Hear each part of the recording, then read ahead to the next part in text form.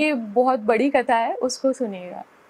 जो हरिवंश महाप्रभु जी हैं, ये बंसी के अवतार हैं। तो वृंदावन में जब कुछ बचा ही नहीं था, पूरा एक तरीके से वृक्ष ही थे, और ऊपर से अगर देखो तो मतलब धरती दिखाई भी नहीं दे रही थी। तो उस समय श्री राधा जी ने बंशी को आज्ञा दी कि तुम धरा पर जाओ, अवतार ग्रहण करो और फिर से वृंदावन का पुनर्निर्माण करो।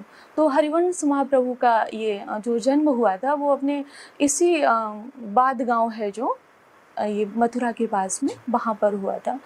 तो वहाँ से इनका जो बाल्यकाल और युवावस्था जो बीती है वो अपने पैतृक गांव में, वो भी सहारनपुर ज़िले में था, अब चेंज हो गया होगा, वहाँ पर देवबन जिसे कहते हैं, वहाँ पर हुआ।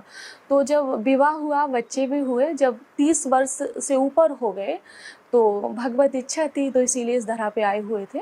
तो वहाँ से उनका वैराग्य आया कि अब वृंदावन जाऊँगा, भगवान की आराधना करूँगा।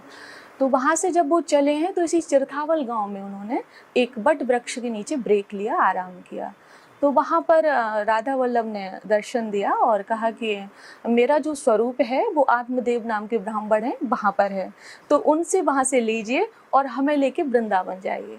तो जब ये वहाँ पर गए हैं तो आत्मदेव जी ब्राह्मण ने ये कहा कि मतलब मेरी बेटियां हैं तो इनसे मैं विवाह करूंगा और दहेज के रूप में राधा वल्लभ को दूंगा। तो ये बड़ी इंटरेस्टिंग कथा है। तो उन 2 बेटियों से विवाह किया है और राधा वल्लभ को दहेज के रूप में दिया है, तो इसलिए उन्हें दहेज का भगवान भी कहते हैं।